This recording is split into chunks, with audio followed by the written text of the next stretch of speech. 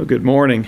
I appreciate the invitation that has been extended to me to come and to be with you for this week of lessons. It means a lot to me that you placed enough faith and trust in me to allow me to come and to speak some what I believe are some very important things that we need to know in order to be pleasing to our Lord, in order to gain eternity in heaven. We're going to be talking, as noted on the overhead here, about victorious faith. That's the theme of the lessons for this week, based on 1 John 5 and verse 4 that tells us that faith is the victory that overcomes the world. And when we talk about faith, we want to emphasize we're talking more than just a simple acclamation of belief in Jesus Christ that gets no further than that. We're talking about obedient faith. If you wanted to have one word that would describe what God has done for us, that would be the word grace. If you had one word then that would describe our response to that grace, it would be faith. And everything that the Word of God says is included in having faith in God. And so that's what we're going to be talking about this week. We're going to be looking at different examples of people who overcame the world and were victorious in God because they maintained their faith in God through all kinds of trials. The Hebrew writer tells us in Hebrews 11 and verse 1 that faith is the substance of things hoped for, the evidence of things not seen. And what the Hebrew writer wants us to know is that faith is an assurity. It's not faith that does not say, "Well, I hope I get to go to heaven one of these days." Faith says, "I am sure that there is a God," and he says that in verse 6.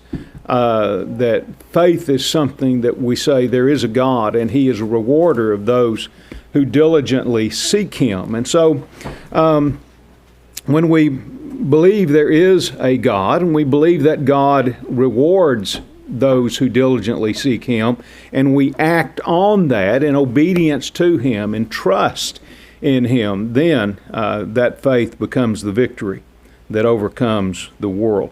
I have a book in my office called Meet Yourself in the Psalms, and that is an appropriate, I believe, appropriate description of the Psalms. Do I need to turn this on, or? Yeah, it is. There we go. The book says, "Meet yourself in the Psalms," and perhaps like nowhere else in the Bible, the Psalms are a place where we can come face to face with ourselves, and it teaches us that there are many things to overcome in order to maintain our faith in God. So many Psalms are outpourings of faith in the midst of all kinds of trials, whether it's sickness or sorrow or loss or betrayal or disappointment or confusion. The psalmists were all familiar with these kinds of challenges to faith. In Psalm chapter 73, which is where we're going to be spending our time this morning, we find this man by the name of Asaph, and we'll talk about who he is in just a little while. But Asaph has a dilemma of, I would say, confusion and somewhat of envy. His perspective is of a man who looked around him and how he perceived things to be going on in the world. And he looked and he could not understand what he was seeing. Because when Asaph looked around, what he saw in verse 7 was people who had every physical thing they could possibly wish for. Their eyes bulged, he says, with abundance. They have more than heart could wish. And so he sees these people, and these are he could understand if it was the people of God, but he's talking about people of the world. The first 12 verses are describing what he sees in an ungodly world as he looks around. And that first thing is that those who are in the world Their eyes are bulging with abundance. Everything that they could possibly wish for is theirs. In verse 12, behold, these are the ungodly who are always at ease. They increase in riches. And so they're sitting around in ease, and they have everything that they could possibly want. They have rising portfolios, rising stocks, or maybe in their day, rising livestock. Everything is going great for them, and it's just more and more and more. And Asaph is looking around, and he is seeing that. And then verses 6 and 8, he sees these people who, because they have no care for God whatsoever, they are living life on their terms. And what that typically means in a world that has no care for God is that they're going to take advantage of whoever it is they can take advantage of. And so the world tends to be a violent place. And so he says, therefore, pride serves as their necklace. Violence covers them like a garment. In verse 8, they scoff and speak wickedly concerning oppression. They speak loftily. And so here are people who are oppressive in the way that they react to others, and they scoff at the idea that there's anything wrong with that. You ever known people like that, or seen people maybe on television who have been arrested and they don't believe they've done anything wrong in the violence that they have committed? Well, that's the kind of people that Asaph was seeing living all around him. And then in verses 9 and 11, to make it even worse, these people were doing these things and blasphemily charging God to do anything about it. In verse 9, they set their mouth against the heavens, and their tongue walks through the earth. Verse 11, and they say, how does God know? And is there any knowledge in the Most High? And so they blaspheme God, and they don't believe that God either knows about it or is capable of doing anything about it. And we're going to see a number of occasions this week, starting out in the worship service this morning. We're going to see a man who asks that, who is the Lord that I have to obey him? Well, that's the kind of people who are typical of the ungodly in the world in our time and certainly in Asaph's time. He saw these kinds of people living about him. And he wondered, could it really get anything worse than this? And I'm sure that Asaph was like we are, with the idea of just wait. One of these days, God is going to come down hard on these people. They'll get theirs. God can't possibly let these people continue to prosper in their wickedness. In verse 4, however, he sees that these ungodly people who have practiced ungodliness all of their lives, who have blasphemed against God, you know, it's like he's sitting and he's watching and he's waiting for them to get theirs. But they grow old and they die, and they've never lost those things. He says there's no pangs in their death, for their strength is firm. They reach a ripe old age, and they simply fall to asleep calmly and with, it seems, no pains whatsoever. And so that's what he sees in these people. He sees at it even worse than that. He says in verse 5, they are not in trouble as other men, nor are they plagued like other men. And so he sees these people, the worst of the worst, and they are blaspheming God and just doing what they want to do. And man, it doesn't look like they have any trouble in their lives.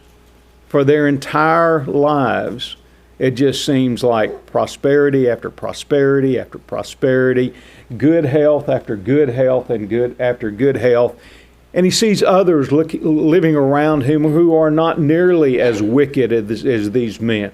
He sees the righteous, those who wouldn't think about blaspheming God, those who have committed themselves to being obedient to God, and they have troubles that these wicked somehow have escaped.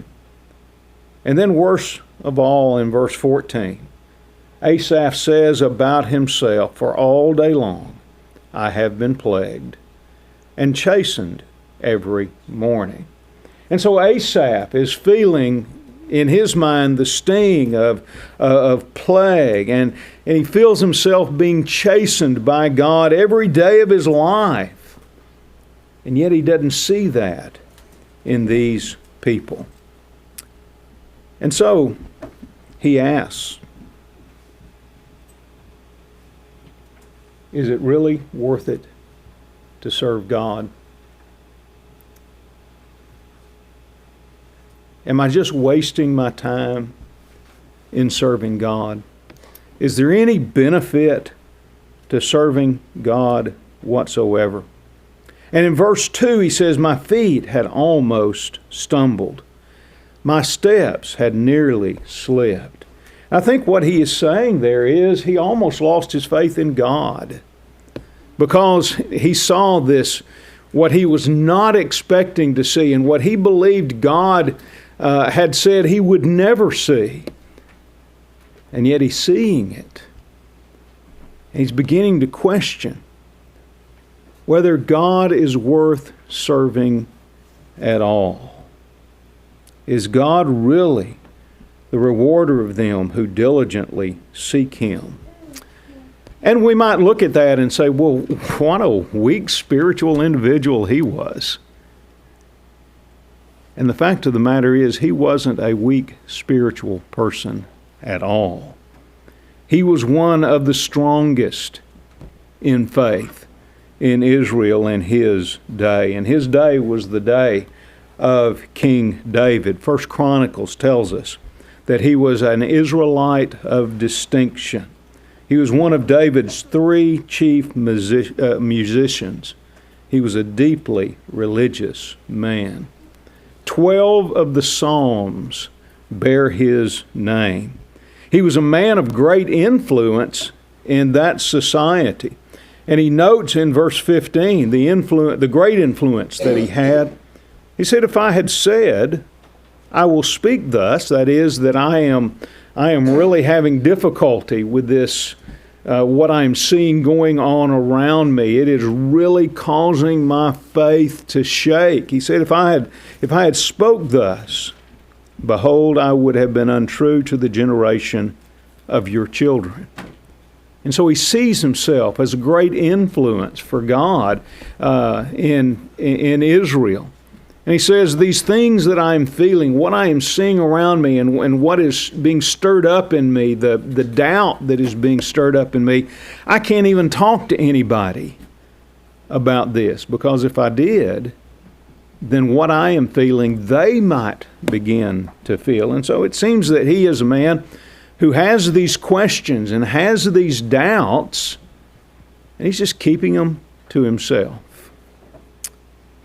And you look at him and you say, well, shame on him.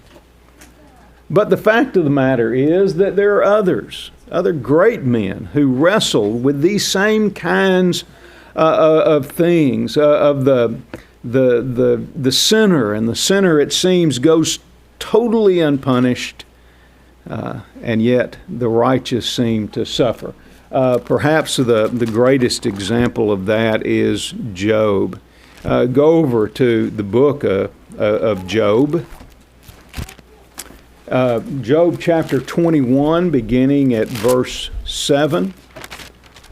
We know the story of Job. Job is suffering. He's lost his goods. He's lost his children. He's lost his wealth. He was one of the great men in the East in his time. And yet he's lost everything.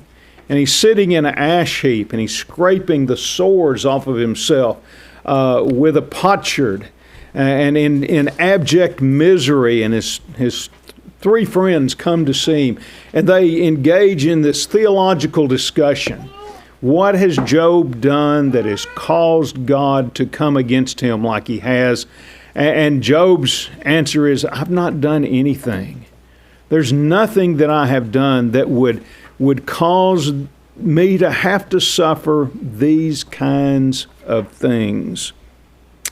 And so in chapter 21, Job too has looked around, and he has seen that he is going through all kinds of struggles that ungodly men don't have to go through. And he is affirming that he is a man of faith. He is a man of obedience to God. He is exemplary in that. He's been chastised by his friends because he will not admit what he says, I have not done. And so in verse 7, he questions, why is it that these things have come upon a man who has, as far as he knows, done all that God wants him to do, has been exemplary in his faith in God, and yet the wicked, they're not sitting on an ash heap scraping themselves with a potsherd. They haven't lost all of their things. And so we ask why, beginning at verse 7, why do the wicked live and become old, yes, become mighty in power? Their descendants are established with them in their sight, and their offspring before their eyes. Their houses are safe from fear. Neither is the rod of God upon them. Their bull breeds without failure. Their cow calves without miscarriage.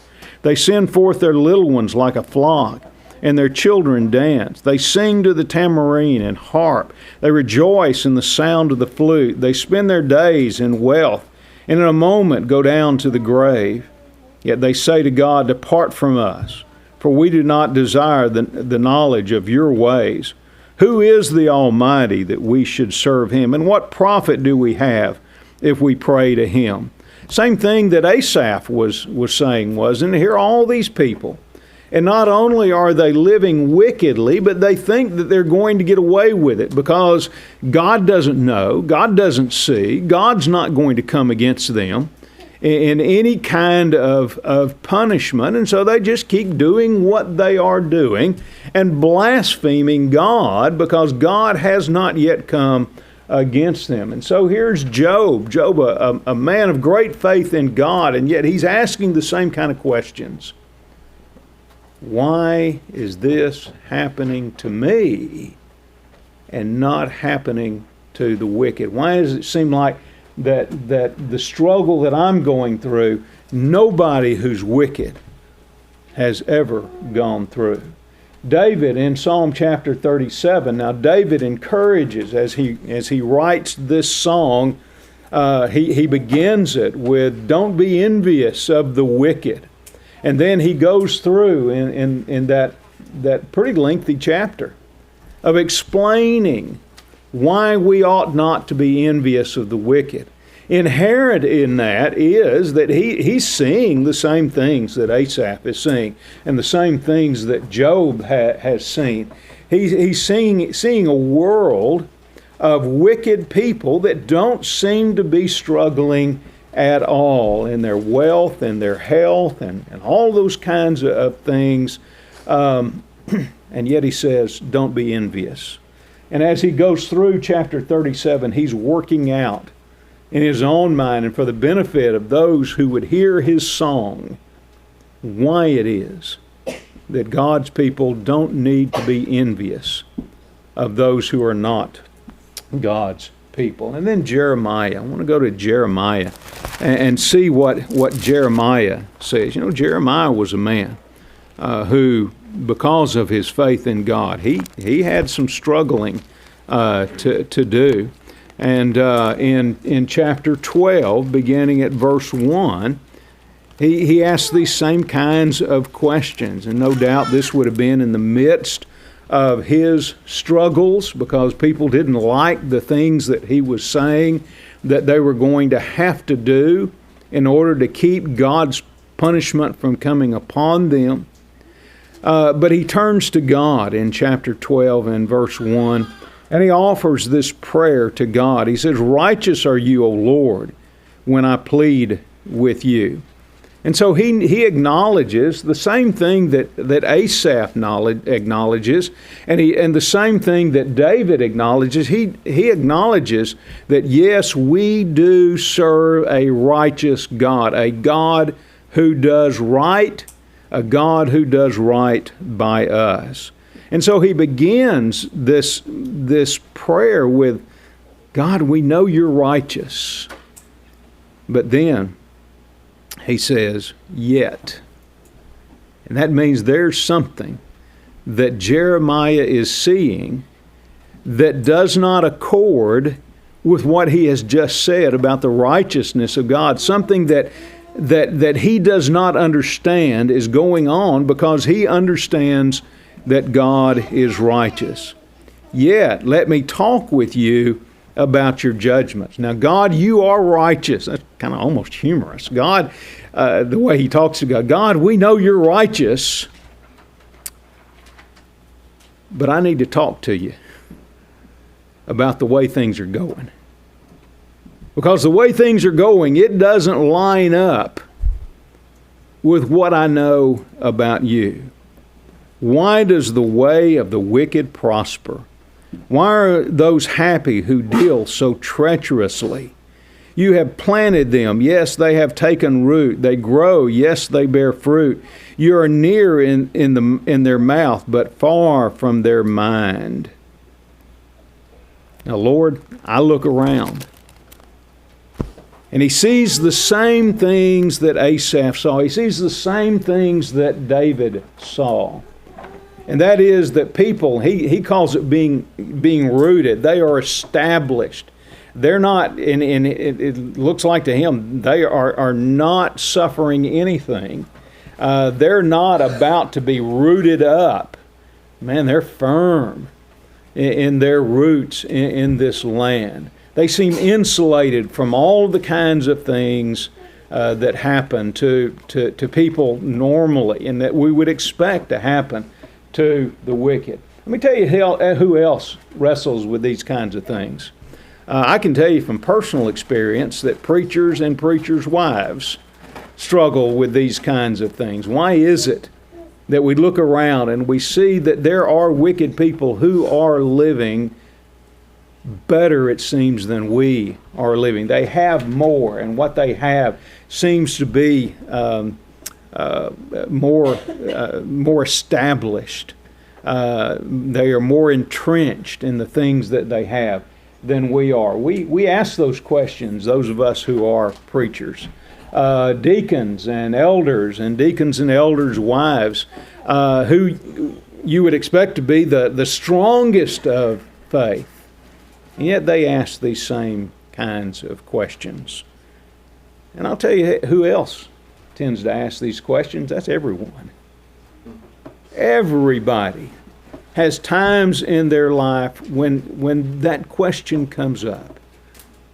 Why is it that it seems like those who are in the world are faring better than we are? And so I would ask you, have you wrestled with that kind of a question? The Kardashians. I don't know about you, and I'll tell you, I don't know that there is a more wicked influence in our young ladies than are the Kardashians. And I keep thinking, man, one of these days, they're going to get it. God's going to take away everything that they have made, and they have established their reputation and their riches on being a terrible influence on our young people. And so you look at them and you wonder, when's the Lord going to come down hard on the Kardashians? And I'm I guess tend to be a political kind of a guy. I'm not rampant about it, I don't. It's not like I have to struggle to get out to vote, kind of thing, But you look at Hunter Biden, And this is not a commentary on Democrat versus Republican or anything. If you make your choice on that.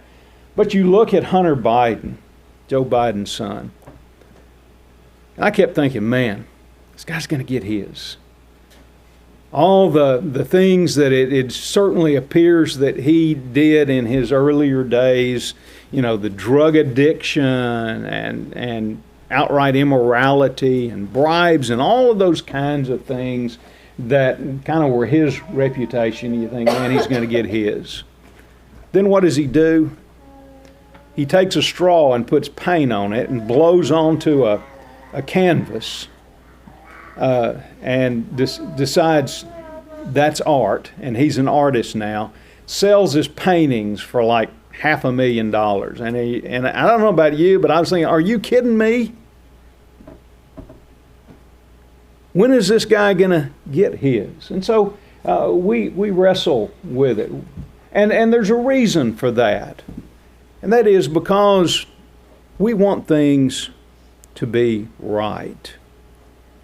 Right is supposed to win. Wrong is supposed to lose. Things get better and better for at least many of the wicked, and we ask why. And Asaph asks why. And he admits that his feet had come close to slipping. And so the question becomes, how did Asaph get back on course? How did he now plant his feet firmly? How did he get that trust in God back so firmly like it needed to be? And that is the second part of this psalm. The first part is the struggle. The second part, beginning at verse 17, is the answer to the struggle. He says in verse 16, when I thought about how to understand this, it was too painful to me. And so he's sitting at home and he's thinking about these things. And he says, man, it's painful to think about how these things are going on. What did he do? Verse 17 says, until I went to the sanctuary of God. He went to the sanctuary of God. What does that mean for us? How would we translate that in 21st century speak? I think it is Asaph went to church. Asaph went to the place of worship, and he says, when I went to the place of worship, to the sanctuary, to the place where God said, I will be there and you can serve and worship me there. He says, when I went there, then I understood. He says, I understood therein. Now, there are four things that Asaph learned, or at least was reminded of, when he went to the sanctuary of God. The first thing that he was reminded of is how slippery the footing is for those who trust their happiness to things like money and popularity and physical beauty. In verse 18, the second part of verse 18. Well, let's read 18. No, actually just the first part of verse 18. He says, surely you set them in slippery places. You set them in slippery places. Asaph was reminded of how slippery the footing is for those who trust their happiness to things like money and popularity and physical beauty. And that is a needful reminder for all of us. The Apostle Paul, in writing in 1 Timothy chapter 6 and verse 17, he is instructing, the whole of chapter 6 is about our attitude toward money and riches and things like that. And he has instruction for the young preacher Timothy what Timothy needs to be teaching people about riches. And he says there in verse 17, instruct those who are rich not to be haughty, not to be puffed up in what they have, not to think of themselves more than they ought to think. He says, you instruct them not to be haughty, nor to trust in the uncertainty of riches. He says, you need to remind these people that in which they tend to trust is really untrustworthy. You can't count on it. It will let you down. And haven't we seen people who have seen that? I'll tell you something about mansions. Mansions can burn down, just like small houses. I'll tell you something about stock portfolios. They can be lost. Big ones, just like little ones. I'll tell you things about all the things that you have in your house. Somebody can come in and they can steal it. Your car can have a wreck. You know, the things that we trust in for happiness, those physical things, Paul says those things are untrustworthy. And so you tell people, it's okay to have them, just don't trust in them. And no matter how much you have of the things of this world, you put your trust in God. And he says, you put your trust in God, and God will give you all things for you to richly enjoy. Again, that is a needed reminder for every one of us that no matter how much it is that we have,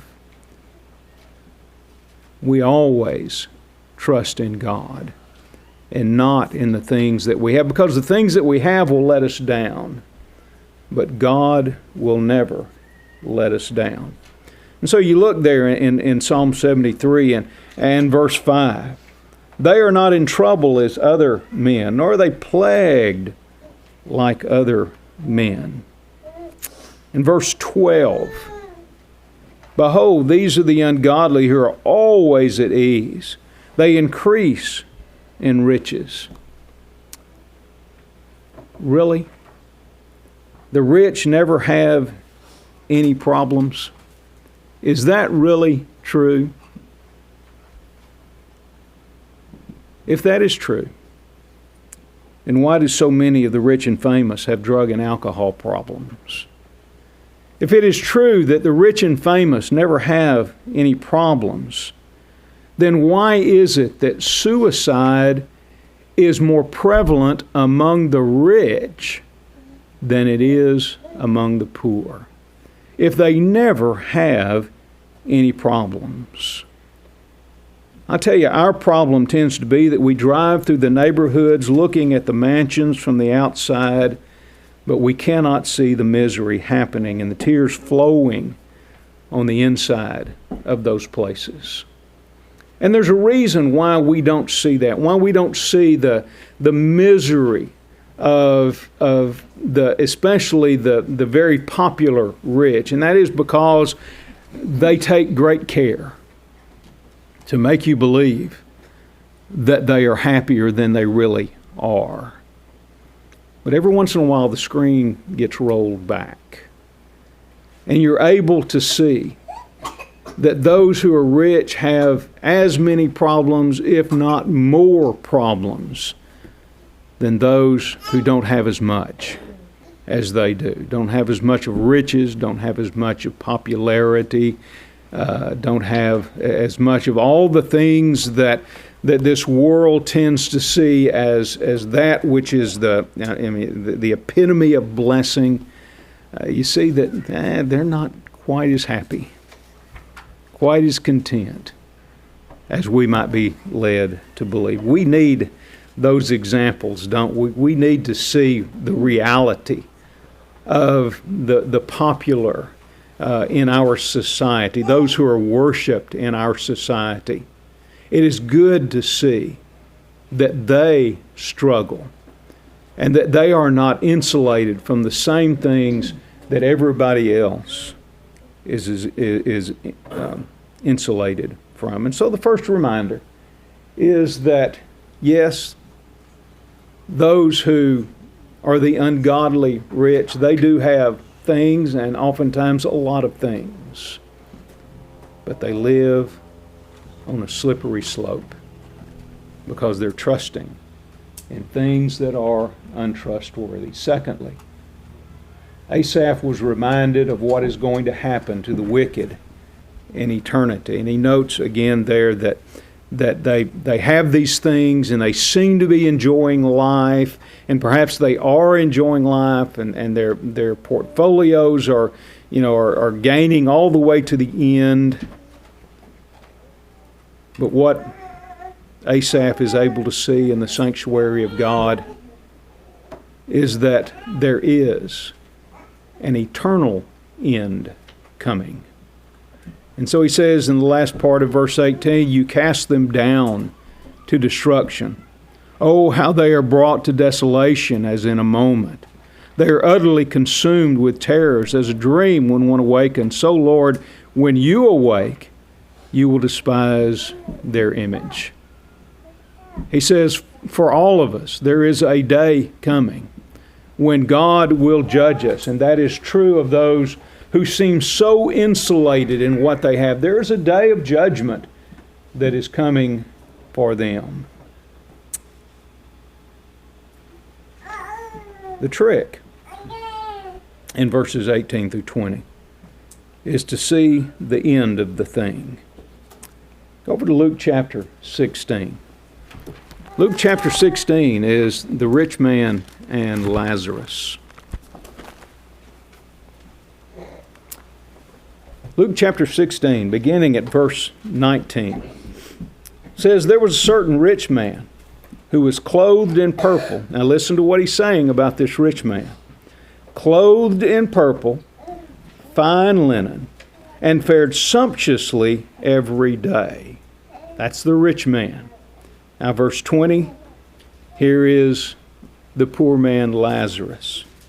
But there was a certain beggar named Lazarus, full of sores, who was laid at his gate. Here's a man who has sores all over his body, desiring to be fed with crumbs which fell from the rich man's table. He wasn't faring sumptuously. He didn't have hardly anything to eat, and he said everything he got to eat, it was because, you can picture him at the rich man's table, and the rich man is, he and his family they have everything they can eat. And here's Lazarus, and all he doesn't want to sit at the table. He doesn't want to have. He's not asking for all that the rich man has. He just wants, kind of like a dog, when crumbs fall off the table, he would be satisfied to have those.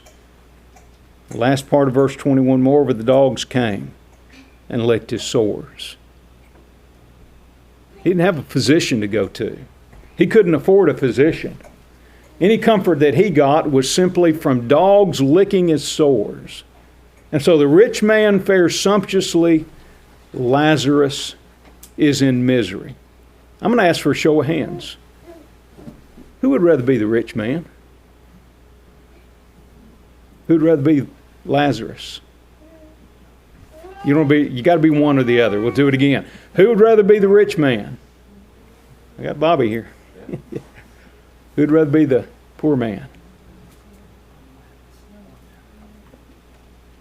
I guess everybody else is raising their hand. If you said I'd rather be the poor man, the reason for that is you've read the rest of the story. You know how this ends. Verse 22, and it was that the beggar died and was carried by the angels to Abraham's bosom. The rich man also died and was buried, and being in torments in Hades, he lifted up his eyes and saw Abraham far off and Lazarus in his bosom. When both men die, one goes to be with God and the people of God in paradise. The other goes to torment. The rich man is in torment, and he cannot escape it. You'd rather be Lazarus on this earth because you have read the rest of the story. Here is the rest of the story. The story doesn't end at verse 16. In Asaph's wondering why everything is going like it is going. The story ends with Asaph as he goes to the sanctuary of God, realizing what the end of these people is. The trick is to see the end of the thing. And then there is a third reminder very quickly, so I'm about out of time, all right? Okay. Reminder 3 is that things aren't so bad for Asaph as he thought that they were. Again, you read those the passage there, and Asaph, it's just things are horrible for me. Verse 15, or verse 14. All day long I have been plagued and chastened every morning. Woe is me! Nothing is going good for me. But then he goes into the sanctuary of God, verse 23, nevertheless, I am continually with you, he says to God. You hold me by my right hand. Verse 26, my flesh and my heart fail, but God is the strength of my heart and my portion forever. Verse 28, but it is good for me to draw near to God. I have put my trust in the Lord God that I may declare all your works. Ever ridden in somebody's really nice new car? And I mean, it is nice. We have some nice cars there at Twin Creeks in Allen. And every once in a while, somebody get a new, really fancy car, and they'll ask me, you want to take a spin in it? I'm like, absolutely. So I get in that car, and we ride around, and it's nice, and I'm talking really, really nice. And then come back to the parking lot in the church building, and I get out, and I get in my car, and that thing is just a bucket of rusty bolts now. I notice everything that's wrong with that car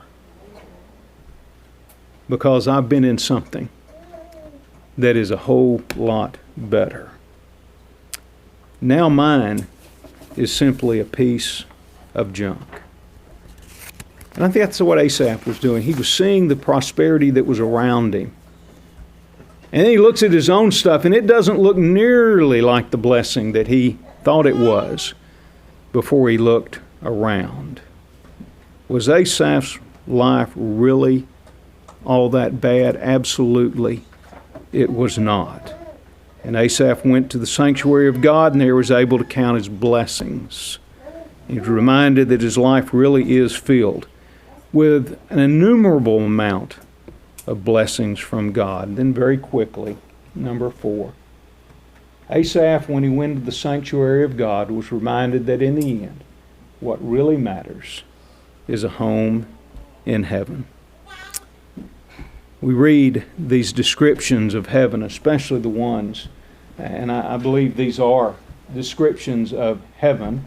They're in Revelation chapter 7, the worship in Revelation 7 and Revelation 15, and then the blessings of God, the perfection of life with God there at the end of Revelation 7, at the beginning of chapter 21. No more pain, no more sorrow, no more suffering, no more disappointment, no more death, no more tears. That is meant to tell us that it may not seem like things are great right now, and certainly for those people at the time in which John wrote the book of Revelation, they were suffering at the hands of wicked people. And what John tells them is, There is a day coming when those wicked who see you as poor and wretched and miserable are going to wish that they had the life that you have for eternity.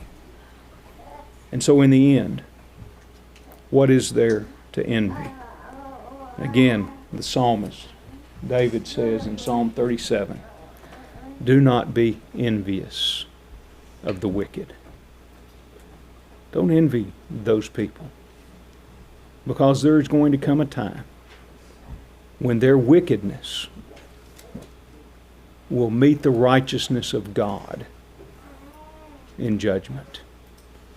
And so David's whole point there in Psalm 37 is, does it seem like the wicked are faring so well and we are not faring as well? His point is, you just wait. You keep your faith and your trust in God strong. And one of these days, everything is going to make sense. A tad bit over time, but thank you for your attention this morning.